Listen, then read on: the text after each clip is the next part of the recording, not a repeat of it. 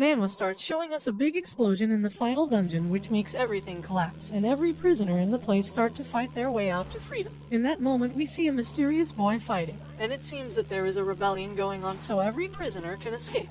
And this is the beginning of an impressive story. We can see our protagonist telling the prisoners that they will end up dead if they stop just for a second.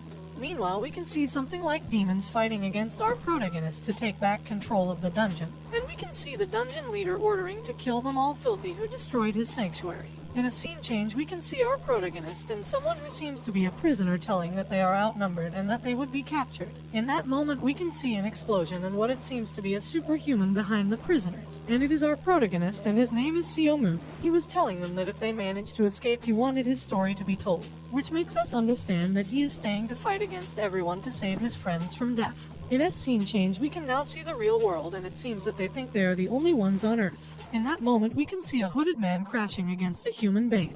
And when the human turns to complain about why the guy ran into him like that, we can see how this mysterious man seems to be a demon, and we find out that those underworld people had made a deal to get into Earth. At that point, we see how this underworld guy reveals who he is in the middle of the city. And that means the beginning of the invasion of Earth by these underworld demons, and they started to spread into the real world. And you can see that this would be the imminent elimination of the human being. But in that moment, we can see how humanity strikes back quickly, but even with the most powerful weapon, they couldn't harm them because these demons had a mystic power making them immune to any attack, and they would even evade the military weapon trying to stop them. Nevertheless, we can see how the situation would change a bit later because those mystic powers started to affect the humans, which they were influenced by those powers and they transformed into superhumans, carrying new mystic powers now, powers that none of the underworld had. And we can see how humans started to fight this underworld civilization when they realized that they had these powers. They also were getting rid of every underworld dungeon one by one. At that point, humanity had hope again, and finally they managed to cross the final dungeon door. And we can see that in spring of 2005, the 7 most powerful superhumans gathered to attack the last dungeon, which seemed to be an underworld human civilization base, and when they set all free, they put an end to the war between worlds. Thanks to this achievement, they were called the 7 heroes who saved humanity. They were honored with fame, money, and respect. But unfortunately, one person couldn't get back from the underworld battle. And we can see a ceremony in honor of Seo Moon, which was the leader of the 7 superhumans, and he was the only one who couldn't get back and receive all the recognition and glory upon winning the war. We can see how humans made a giant statue of him for his honor and sacrifice. The heroes who came back turned into stars while the fallen hero became a legend. In a new scene, we can see that 17 years has passed and a world totally changed. We can see a tournament going on between South Korea and France. We can see how France starts attacking, but our team could attack back in a proper way. In that moment, we can see a player called Nathan Bernard who had finished with our players in a merciless way. Then we can see that Nathan had claimed 6 assassinations just by himself, and we can see that he is a very strong superhuman. People started to ask to themselves if they had a player like that since the beginning of the Battlefield League. Then we can see the tournament announcers saying that Nathan's performance was as expected since he was top 3 all-time in the tournament's history. And that worries everyone because the national team would be eliminated without having opportunity fight back, and in that moment we can see that the only player still standing is a girl named Beek Hayan, who knows that this is a battle with low to none chances of winning. And yet she goes after Nathan, fearless, and we see that she uses her special ability called Whip to attack Nathan face to face, which leaves the crowd speechless for her strength. In that moment, we see that she is one of the legendary 7 heroes' daughter, those who saved humanity. But Nathan says that she wouldn't be able to defeat him with a team like that. And we can see how he slices Beek Hayan in half with one strike. The daughter of one of the 7 heroes is totally dead. South Korea takes a massive defeat against Russia, and we see how the national team couldn't defeat Nathan. And we can see how he managed to get 7 kills in the second half and putting an end to the match South Korea versus France with a perfect score of 0-1. In that moment, we can see the crowd very disappointed, saying that it was a horrible disaster and that Korea used to have great heroes that destroyed many dungeons during the war against the underworld era, but they couldn't keep the pace, and that was a shame. A country that gave birth to 2 of the heroes who saved the world, Seo Moon and Beek Jao, and yet the fight end up with a total defeat against France. Commentators say that France has a very strong team, but it was a very sad battle, and people from Korea are probably very disappointed now. In that moment, we can see how many spectators are so upset about the defeat, and we can see all the national spectators' disappointment for that loss. Now we can see that Beek Jao was the national team's coach and says that this is the 3rd defeat since he is the captain, and that the audience is right, and he said that only Hayan was worth it and everyone else was a nobody. Said that Korean superhumans were famous for being brave and strong strong, but that was a thing from the past now. Then we can see the captain leaving the place and saying that all promising heroes died or left a long time ago. We can see him discouraged and watching the sky saying, "Yo, it would be great if you were still alive." In that moment his assistant coach calls him saying that he must be at the conference and he wants to go and apologize with the audience. We can see how disappointed he is about the performance and he will be resigning as team coach, and that the only way he could stay was if Moon-yeon came back to life somehow. He says that it's better to resign now before damaging his reputation, but his assistant says that there would be no hope for the team if he resigns. Then we can see how the chairman of the association calls the coach and says that someone fell from the sky where the statues of the heroes were, that he was carrying an armor, and that person is the same from 17 years ago, the one who saved 6 of the 7 heroes and scarifying himself to save the world. In that moment we can see how Seo Moon came back from the dead. In that moment we can see what really happened with Seo Moon, which was fighting against the underworld demons, and we can see the gates of the underworld closing. And that let us know that Seo Moon have been fighting for 17 years so no demon can get to the surface of Earth. In that moment we can hear Seo Moon saying to all the remaining demons that this is a battle to death, and that the most powerful would be the only one who survives. In that moment we can see how Seo Moon wakes up in what it seems to be a hospital where he was recovering, and we can see a nurse saying that he finally has awakened. Seo Moon asks, "Where am I?" And the nurse says that he is okay, that he is in the hospital. Seo Moon was in shock at that moment when he realizes that it is the year 2022 and not 2005. He realizes that 17 years have passed, but says that it makes no sense, since it was 2005 when he entered the last dungeon. The nurse says that it is difficult to explain the situation and asks him to watch the TV, where the news were on, saying that Seo Moon-yeon, leader of the 7 heroes, who was believed to be dead, had returned after 17 years and that he was being treated in the Korea Central Hospital. It is also said that Mr. Seo Moon-yeon fell from the sky in Gwanghwamun and he was found in front of his own statue unconscious, but his life is not at risk. He only had minor wounds and he was wearing the same equipment he used in 2005 when he entered the dungeon, and he might be a superhuman since he looks the same.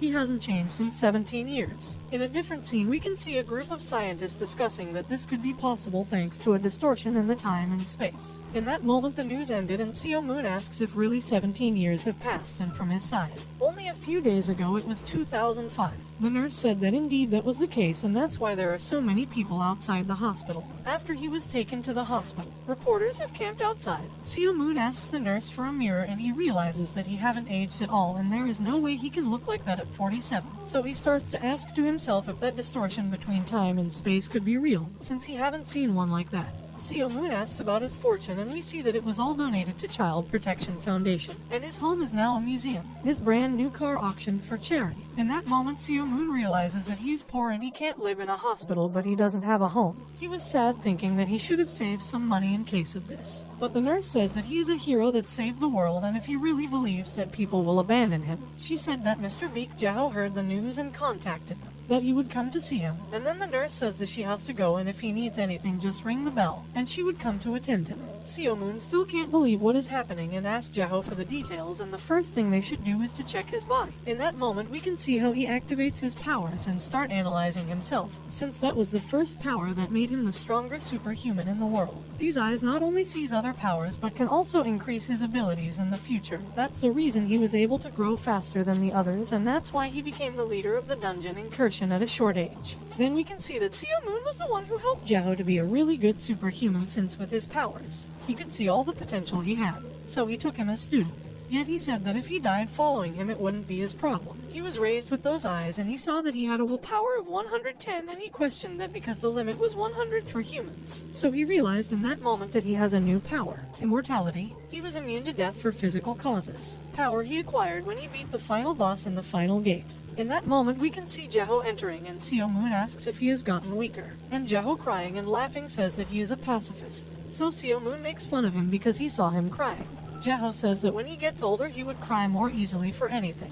Then Seo Moon asks him if he kept the promise about telling his story, and Jao says that he contacted a ghost editor that was a fantasy author, and he wrote a book called Seo Moon the World Savior. Jao said that there even was a documentary and a movie made as a mythological story, and that movie reached the top 1 worldwide. Seo Moon asks what he should do now because he thought he was dead, and suddenly he appeared in the hospital 17 years later, and this new world was filled with so many stuff he didn't know about. Seo Moon says that he is sure that this was not an illusion but still feels unreal, and even when he saved the world, He is poor and homeless. So Jeho takes his hand, saying that this is what friends are for, and if he needed money, she should just ask. So Seo Moon asked if he had made that money in this past 17 years. So Jeho said that he had the money from the incursions and he made money in the subterranean war against the demons. But he didn't stop there. He invested the money and made more. Seo Moon said that even with all that money, how could a business stay on float being led by a dumb like him? So Jeho said that it was hard to admit, but he handed that job to a professional, so apparently he is unemployed by now, and Seo Moon says that he has to do something about it since he is training the national team. In that moment, Jeho shows him the tournament where his pupils fight, since the arena are the same as the dungeons where they fought 17 years ago. Jeho says that it is a virtual reality game called Battlefied. Seo Moon asks if what they do is just materialize a dungeon in virtual reality, and they use it as a field for two teams to compete against each other as a sport.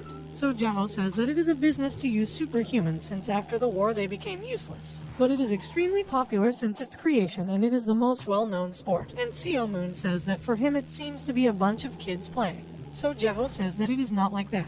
He says that they are not comparable with the 7 heroes, but the Battlefield World Cup is a thing of national pride. So Seo Moon asks how is the national team doing. He says that they should be ranking high, but Jeho says that actually South Korea is among the last, and we see how Seo Moon throws his coffee, angry to hear that. In a new scene, we see Seo Moon and Jeho in a car chatting about when a great evil disappeared. The next one surpasses the former one, and that's why our nation is weak in the battlefield. And Jeho tells Seo Moon that when the war was over, some superiors were scared of the superhumans who had nowhere to go. They didn't know when the tables may turn on them or something, and that's why the battlefield is so strictly regulated. Because it's believed that humans have a destructive power and they tried to take control of the nation. And that's what happened to Jeho, who tells Seo Moon that every superhuman who was considered strong those days, they belonged to other nations and they became either players or coaches. And Jeho says that when he was there were people who tried to use them in any possible way and that he should have broken all of their knees in that time.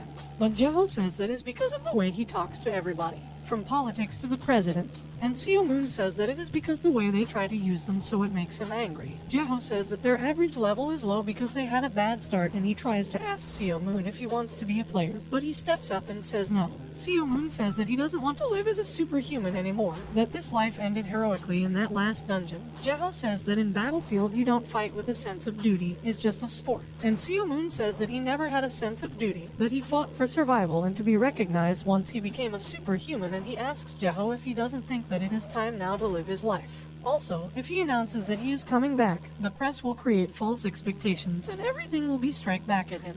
Jeho asks him if he wasn't interested in being the best in the Battlefield, but Seo Moon says no. He says that he hated being a clown, so Jeho says that he wouldn't bother him with that anymore. Then Seo Moon sees a spectacle on the street and says that Korea's superhuman haven't failed completely, that they still have superhumans like that, and he points at Beak, the spectacle, and says that she is very sexy. Jeho reveals that she is her daughter. Seo Moon says wasn't she 6 years old?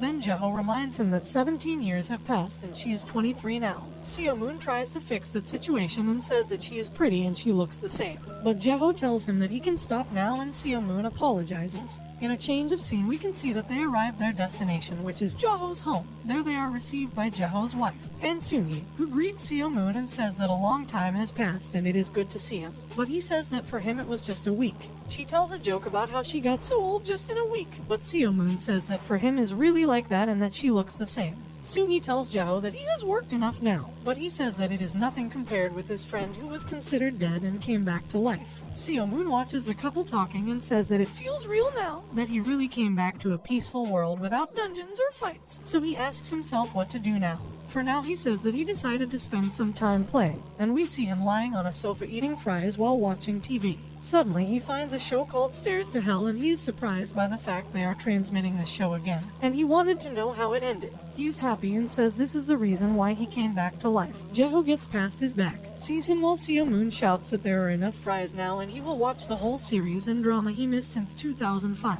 Jeho goes to him and asks if he is really going to watch drama all the time, and he answers yes. Why? Jeho says that he can live his life by his own, but there are a lot of people out there and those reporters have been waiting for days and they would not leave until they saw him. Seo Moon turns angrily and sees that there are a lot of them, so he gives up and tells Jeho to bring the reporters tomorrow. He wants them all in a single place and he wants to be left alone from now on. In a new scene, we see Seo Moon and Jeho entering in a new studio while reporters are talking to each other, and they said that they felt that they could be seated for months outside Jeho's house, and they say that Seo Moon looks serene, more than they thought. Then another one said that he had heard that Seo Moon would destroy everything if there is something he don't like, and they asked to themselves if everything would end flawlessly. And the conference started. There, Seo Moon says that as they can see, he has returned, and just like them, he is surprised by this situation, so they should be too.